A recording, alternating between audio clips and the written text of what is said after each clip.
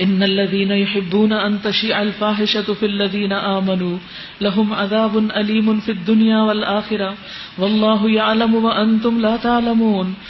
جو لوگ چاہتے ہیں کہ ایمان لانے والوں کے گروہ میں فحش پھیلے، بے حیائی پھیلے، چاہے وہ گفتگو سے تعلق رکھتی ہو، چاہے وہ لباس سے تعلق رکھتی ہو، وہ دنیا اور آخرت میں دردناک سزا کے مستحق ہیں. اللہ جانتا ہے اور تم نہیں جانتے. یاد رکھیے فحش کا تعلق انسان کی زبان سے ہوتا ہے، انسان کے لباس سے ہوتا ہے، انسان کے ایکشن سے ہوتا ہے. ایسا لباس نہیں پہنیے جسے پہن کر آپ کا جسم ننگا ہو رہا ہو، چست لباس نہ ہو، ٹائٹ نہ ہو، جسم کے ساتھ چپکا ہوا نہ ہو، جیسے ٹائٹ پاجامے پہنے جا رہے ہیں آج کل. یہ بے حیائی کا لباس ہے، حیا نہیں ہے اس میں، کیونکہ پورا انسان کا جو سائز ہے وہ نظر آنے لگتا ہے، اس کے پورے فگرز نمایاں ہو جاتے ہیں. اور خصوصاً اگر قمیصوں کے چوک لمبے ہیں تو پورے بٹکس تک کا حصہ پورا پورا دکھ رہا ہوتا ہے. یہ حصہ عورتوں کو دکھانا بھی حرام ہے، کہاں کہ مردوں کو دکھایا جائے. باہر سڑک پر انسان اس لباس میں چلے. پھر اسی طرح انسان کی زبان سے گالی گلوچ اور بے حیائی کی باتیں، زنا کی باتیں، فحش گفتگو، وہ گفتگو جو صرف شوہر اور بیوی کر سکتے ہیں وہ کسی نان محرم کے ساتھ کرنا، یہ سب بھی فحش باتوں میں آتا ہے. پھر اس طرح ایسے گانے، غزلیں اور ایسا میوزک کہ جس میں اس قسم کی باتیں کی گئی ہوں. پھر اسی طرح ان چیزوں کو سیل کرنا اور ایسے لباس تیار کر کے سیل کرنا. مثلا اگر آپ نے بوتیک بنائی ہوئی ہے تو اس میں صرف باحیا لباس سیل کریں. اگر آپ نے بے حیائی کا لباس سیل کیا تو آپ بھی حصے دار ہوں گے، کیونکہ آپ رواج دے رہے ہیں اس کلچر کو. پھر ایسے شو منعقد کرنا کہ جس میں اس کا پورا پورا اظہار کیا جا رہا ہو. تو حیا کا تعلق جو ہے بچپن سے ہے. چھوٹے بچوں کو بھی ایسے لباس نہیں پہنانے چاہیے کہ جن کو پہن کر لوگ ننگے رہیں، کیونکہ حدیث بہت ہی سخت ہے. فحش گفتگو بھی اللہ تعالیٰ کو پسند نہیں، اور یہ کلچر قیامت کی علامت بھی ہے.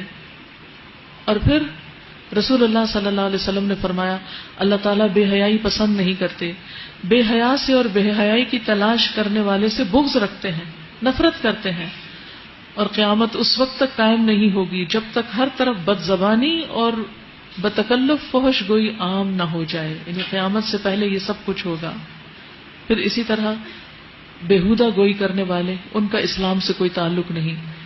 جابر رضی اللہ عنہ کہتے ہیں کہ ایک مرتبہ میں نبی صلی اللہ علیہ وسلم کی ایک مجلس میں شریک تھا. میرے والد سمرہ میرے سامنے بیٹھے ہوئے تھے. نبی صلی اللہ علیہ وسلم نے فرمایا بے حیائی اور بتکلف فحش گوئی کا اسلام سے کوئی تعلق نہیں. یعنی ایسی ٹاک شوز، ایسی گفتگویں، ایسے چٹکلے، ایسے مذاق، ایسے لطیفے جس میں فحش باتیں کی جا رہی ہوں. اور اسلام کے اعتبار سے لوگوں سے سب سے اچھا وہ ہے جس کا اخلاق سب سے عمدہ ہو. تو اس لیے ڈھکی چھپی کھلی کسی بھی طرح فحش باتیں اپنی زندگی سے باہر نکال دے، کیونکہ یہ انسان کے لیے آفت کا سبب ہے.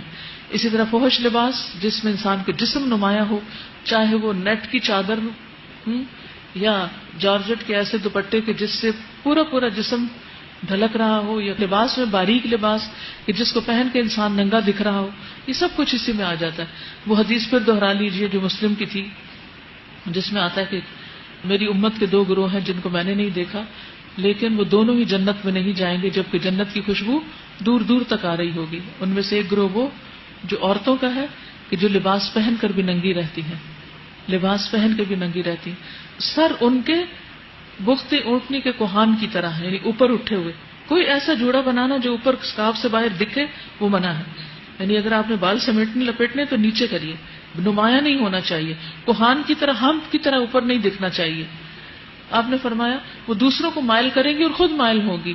ایسی عورتیں جنت میں نہ جا سکیں گی، حالانکہ جنت کی خوشبو دور دور تک جا رہی ہوگی، لمبے فاصلوں تک جا رہی ہوگی.